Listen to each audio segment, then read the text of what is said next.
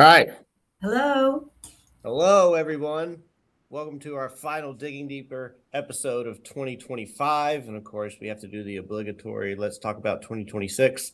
And we're going to do something a little different than we normally do.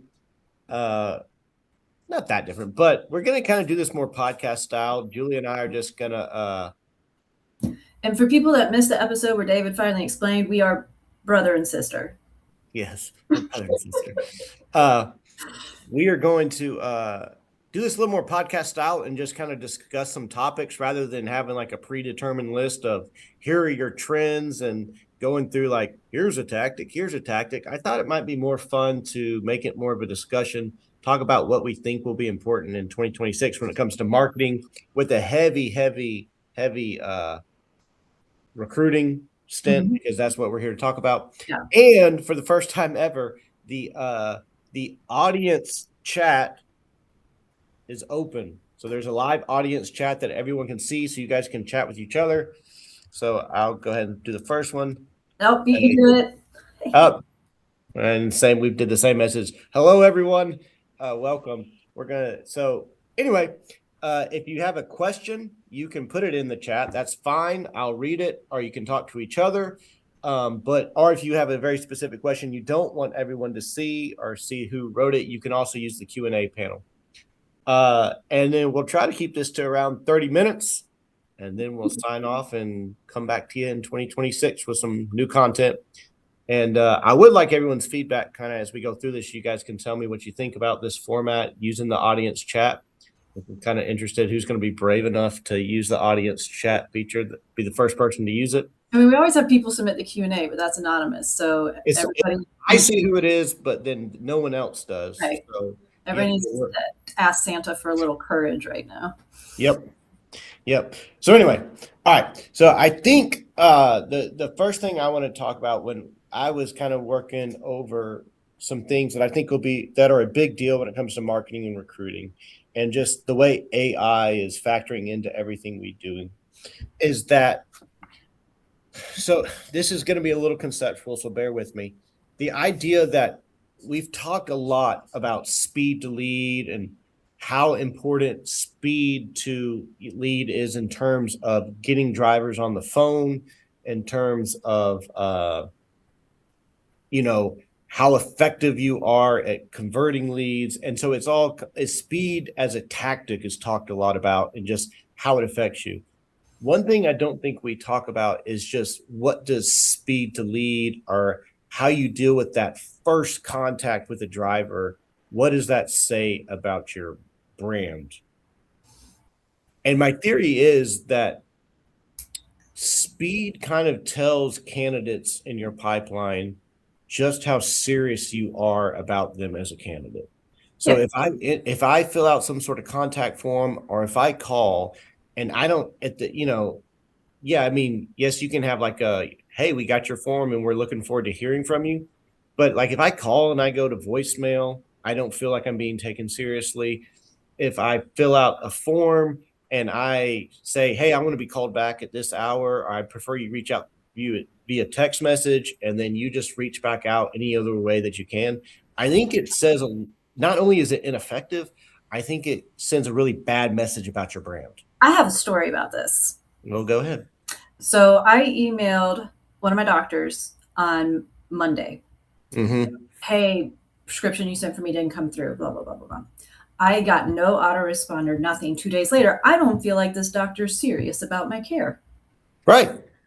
Yeah, it's like I'm already looking for other doctors. That first contact that you have with a candidate or a driver says so much about, I don't know that it truly says a lot about your brand, but I think a lot of people, a lot of drivers specifically, will make very big judgments about your brand based off of how quickly you get back to them, how you curate that first contact, which really is the whole genesis, like, not to make this product focused, but we are talking about trends. Right. We built an AI agent for this specific reason, because I feel personally that in a recruiting department, I don't think voicemail really has a legitimate place in a recruiting department. Oh, no.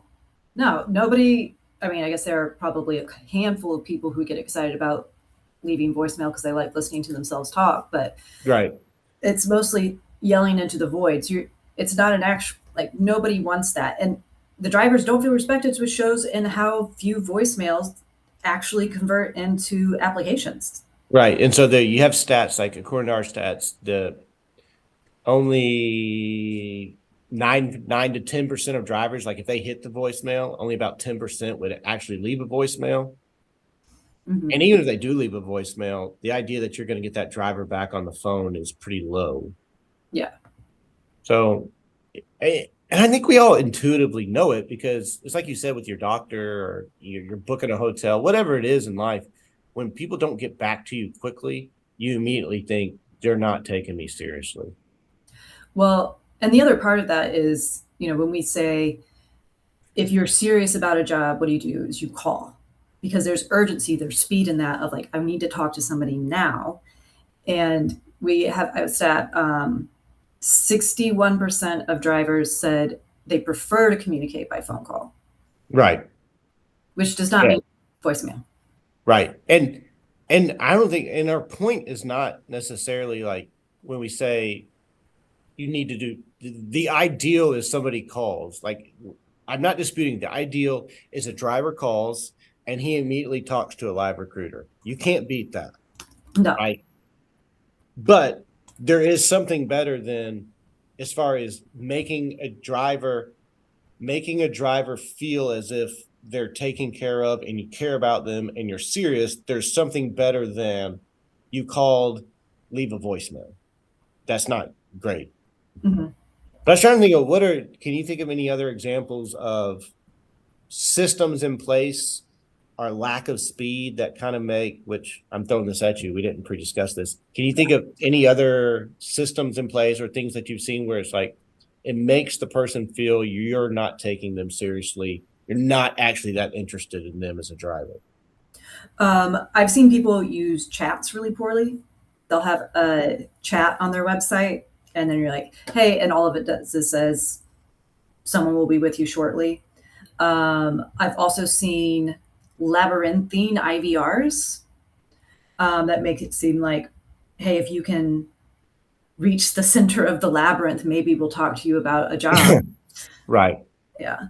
I've also seen a lot of, even when they get somebody on the call, and you can hear, if you listen to the call recordings, the driver says, hey, I'm interested in this. And you'll hear the recruiter say, great, go to mycompany.com/application and fill that out. And then I'll call you back. Once you fill that out, I'll talk to you. Mm-hmm. Yep.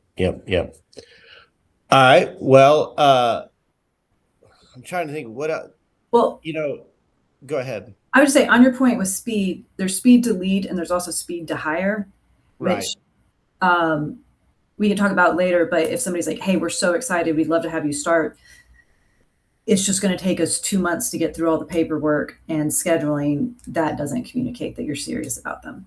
Right. And we've done research on that. And I think, Mm-hmm. if we talk about even the time it takes between when you accept the application and when they're actually driving for you, Mm-hmm. there's ways to make that, like, I think most drivers said anything over a 2-day orientation or 3 days, somewhere in that window of anything over that's just way too much and cumbersome and unnecessary, because those are days they're not really making money, which you could pay them for. I've heard of fleet paying people for. But it's not driving money. Right. Well, so the other thing, so if we're talking about like trends, marketing trends, recruiting trends in 2026, my first big point was you need to think about speed as a indicator of how serious you're taking the candidate or the driver, because that's how they're going to take it. If you call and I go to voicemail, I don't think you're serious about me. Well, Especially because I've, with our call AI call dispositioning, we get to listen to a lot of phone calls, and you see a lot of people where it's like there's like a middle receptionist that branches out the call, and they go, hey, I'm so I'm calling back, and like, oh, so and so's been assigned to you, I'm going to transfer you now. You transfer somebody just to get a voicemail. You get transferred to a voicemail. You just feel like, okay, they don't take you seriously. Jay Durst says, what about pushing them out for orientation because your trucks are full? How does that come across? Yeah, I've talked to drivers about this because I have my driver advisors I just have candid conversations with and stuff, and they get really frustrated with that. Some of Yeah, them are understanding, but for the most part, they're like, "Well, your trucks are full. My bank account is not." right. You know, same thing. I guess you could do. There's stuff you could do to compensate for that, but Mm-hmm. yeah, I mean, in general, that's going to make someone the fastest way to lose somebody is to affect their bank account. Right. Now, if you have communicated throughout the whole time, like, hey, we really want you as soon as the first truck comes open, and you have a job offering that is really suited for them, you've demonstrated that you're serious throughout, that you're going to be a good cultural fit, you have great benefits, you have, guaranteed pay or something like that, they might wait around for that. If it is, they're not going to wait around for a job that looks the exact same as what they can get to start right now. That's a good point. They say that like in marriage counseling, like the uh, the origin of all the origin of all like conflict is unmet expectations. So Yes. if the expectation was when orientation was done, I'm going to be in a truck and get seated, then they're going to be angry and feel poorly about your brand or company.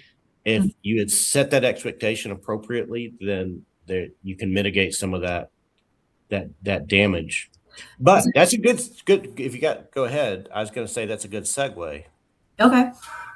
So the other thing we talked about is, we talk a lot on here. So we talk about like all this kind of leads to your brand, but we talked about kind of speed and like creating an experience that says, I'm serious about you as a candidate. I care about you as a candidate.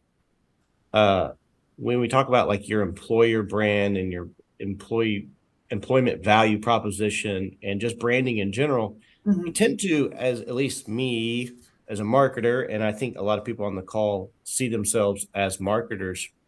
Mm-hmm. Uh, I think we think of branding as like, and it is a portion of it. Think of it as like taglines and what is the message we're putting out into the market, and Yeah. what sort of colors are we using, and it all plays a part. It definitely all plays a part. Mm-hmm. But I think with the way that content has trended on all the social media platforms and just everyone's ability to make a video and how easy it is, people are starting like your brand becomes more of what is my experience rather than Yeah. what is the tagline essentially. Like, I think an interesting version of this is watching the evolution of the Stanley Cup brand. So Yeah. first it was just a good vessel. And Right. and then there was one that still had ice in it after the car got on fire. And so that, like, it can do anything. So then everybody started doing it and it became its own kind of status symbol. And then people were poking fun at it in memes and videos and things. And it still was there and people started collecting them. But Stanley Cup didn't decide that's what their brand was going to be. Right. Right. Yeah. Yeah.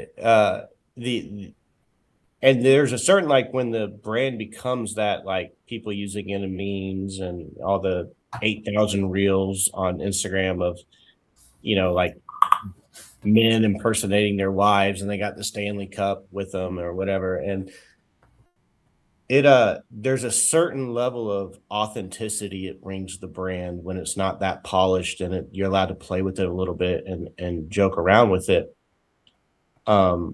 So I think that's a big component of it, is because people want to experience a brand. If it doesn't come across as authentic and it's too overly polished and about the taglines, then Mm-hmm. there's people don't trust your brand as much, I think. Yes, I see this a lot where clients and other companies that I talk to say, "Oh, well, we can't do video because we don't have a studio, we don't have a videographer." Right. Actually, the more polished you get, the more likely you are to be ignored. Because, I mean, if you're going through videos on YouTube, TikTok, Instagram, you see the super polished one, you're like, ad, ad. If you see Yeah. just somebody's face telling a funny story, you're like, oh, that seems real. I don't think it's AI. Right. So that's what. So, well, and that's a kind of a big point that I think is really important is that so in the last point we were saying like an AI call agent is far superior to sending someone to voicemail. Mhm. But in this one, I think every what to do in 2026 will basically say use more and more and use AI more and more and more.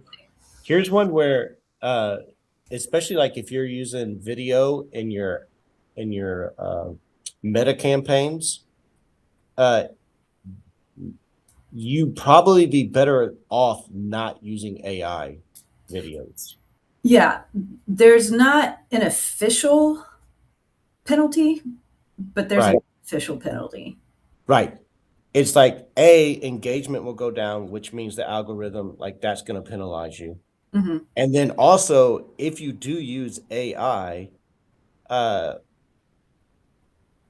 you have to label it exactly correctly, or you will get actually penalized in how you use it. It's not just like boop, it's AI. It's a very Yeah, distinct yeah, way of labeling it.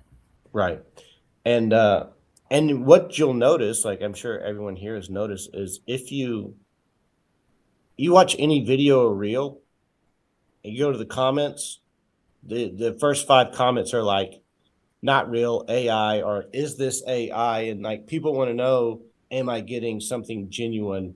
So like whereas like AI with a phone call, the one the product we have for that, it says like, hey, you're on with an AI call agent. So people know and their expectations are set. But if you're trying to demonstrate to me what it's like to be a part of your company and build that experience that I can understand your brand, if it's just pure AI, that you're doing more harm than good, I would say. Well, and you think about it like you want to humanize the experience because the experience drives your brand. Um, an AI voice agent is a lot better and more human than Yeah. voicemail. Yeah. Yeah.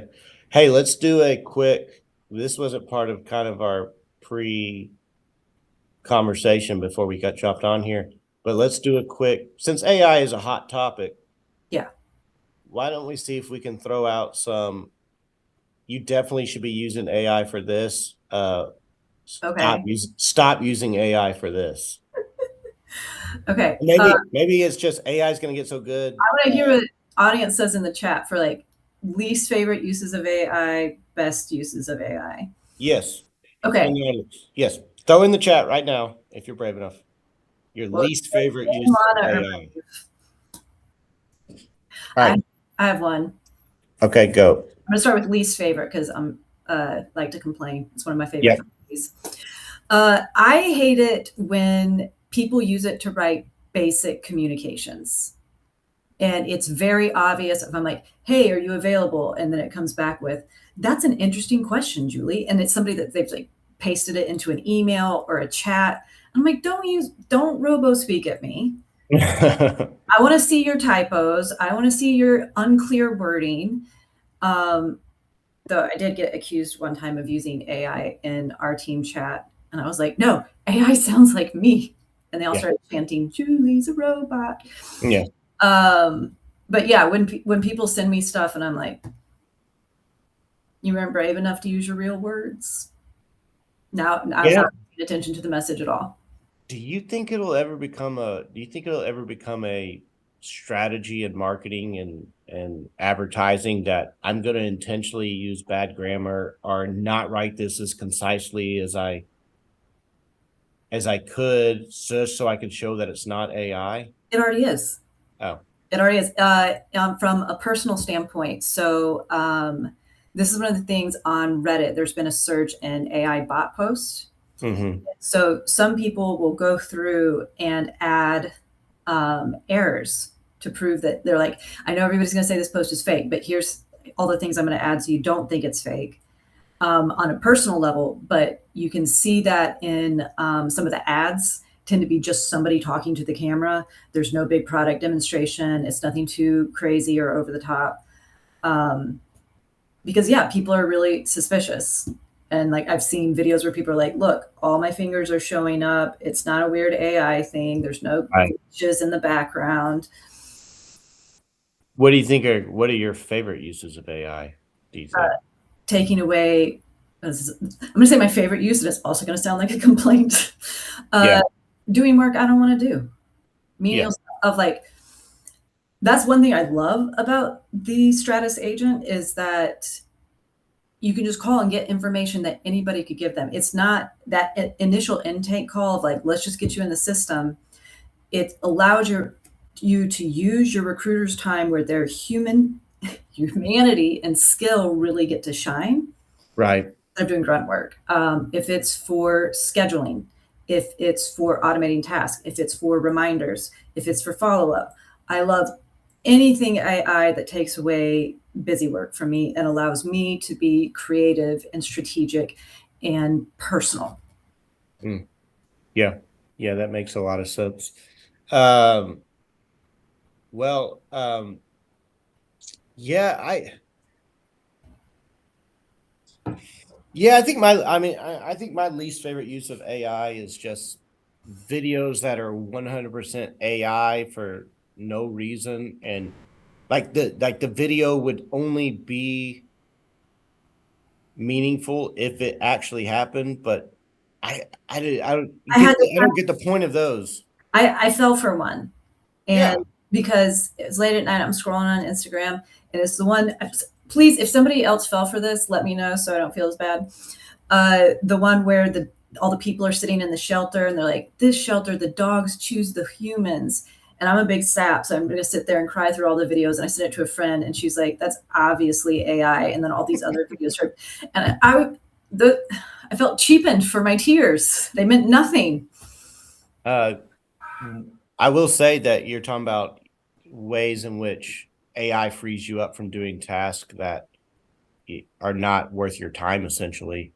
Um, one big Zach says that one got him too. Yeah, all these dog lovers.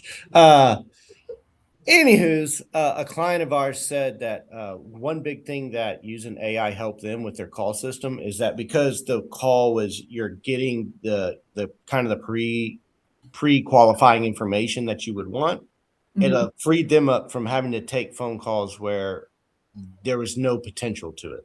Like Right. calls coming in, there was no potential to it. It ended up being a complete waste of your precious limited time as a live recruiter, and so they could filter those out to some degree Right. with a strategist agent. And now every call that they're making is so much more of a potential for a hire.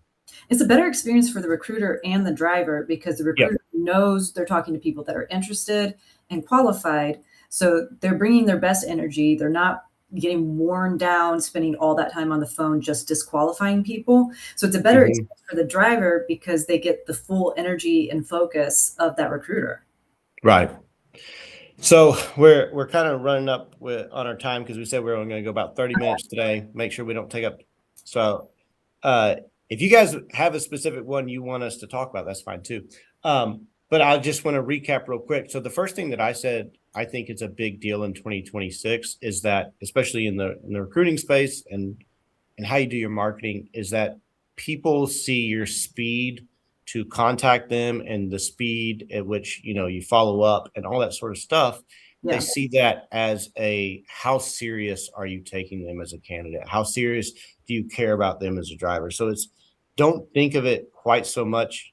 I mean, it's very important, but I think in the past we thought of it as purely tactical of, hey, this is gets them on the phone better. But Right. think of it as, what does it say about your brand that you follow up quickly and that you are make use well of their time. Mhm. The other big trend that I think we'll see in 2026, that it's already a trend, but it's continuing, is just your brand is not, your tagline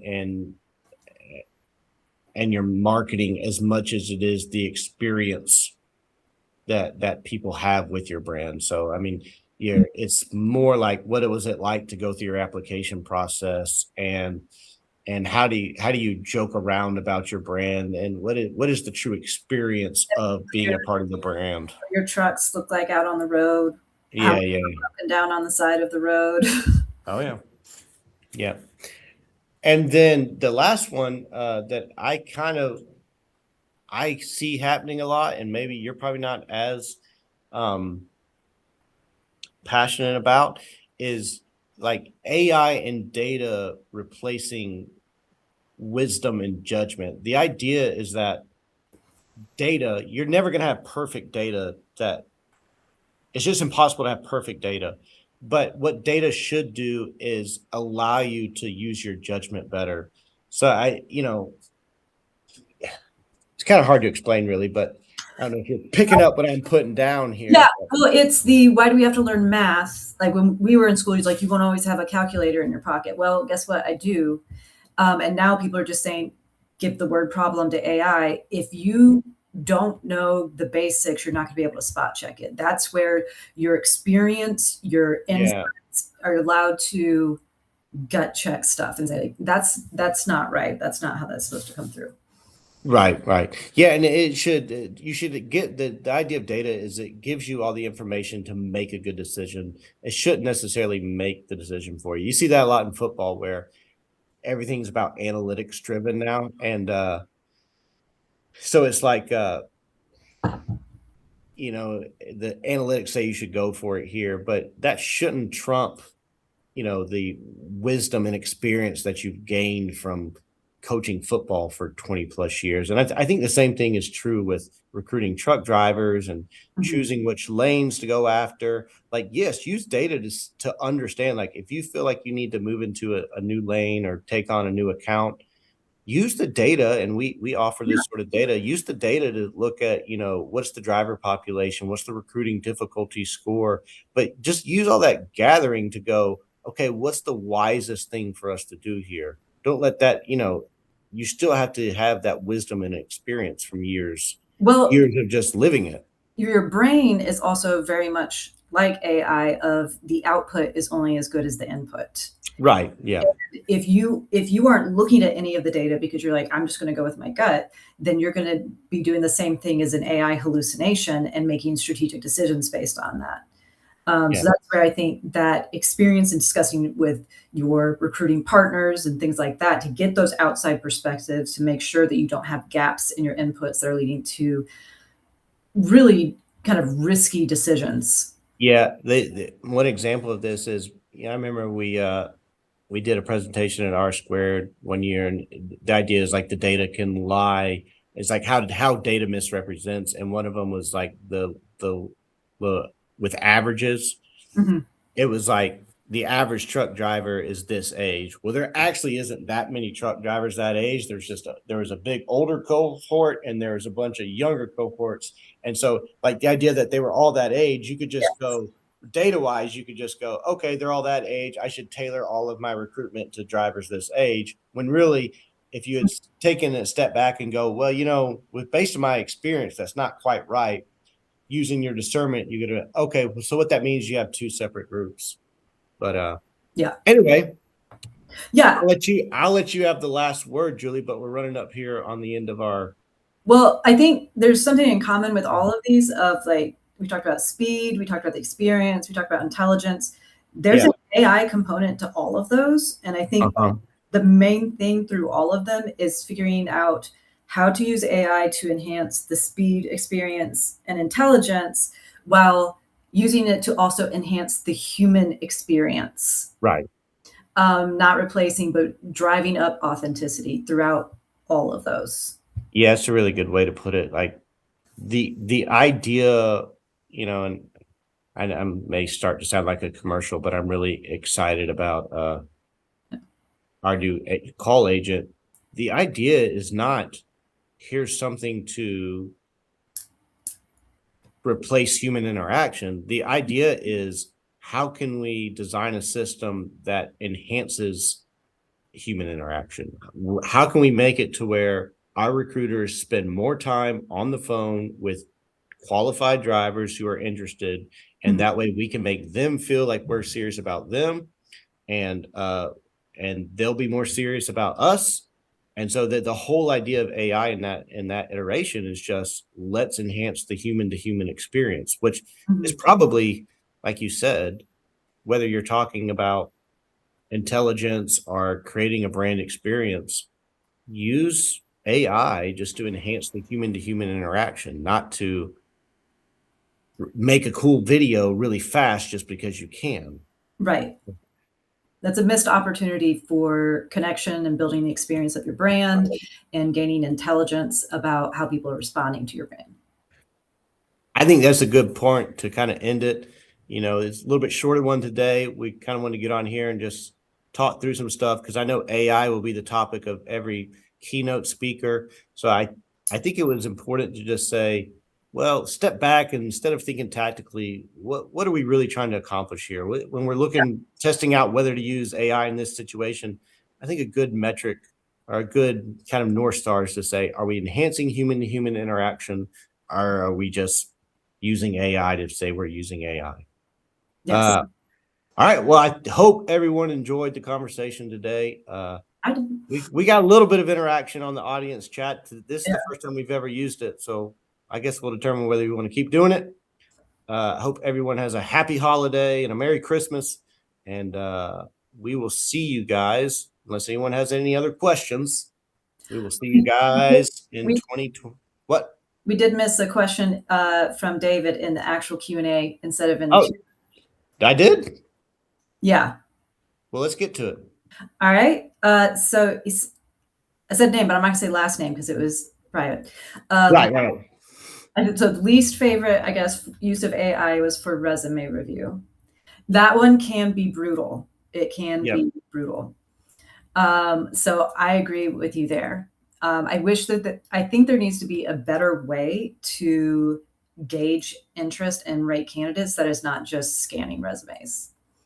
So I think there's a way to use AI that could actually enable people to put something more human into the queue. Yeah, and I think, don't you have to get the person's permission for their resume to be AI screened? Yeah, it tends to be a default for most Yeah. HR programs. But yes, there are a lot of complaints about the unfairness of it and how much it just leads to candidates stacking a bunch of random words in there to try to trick the AI.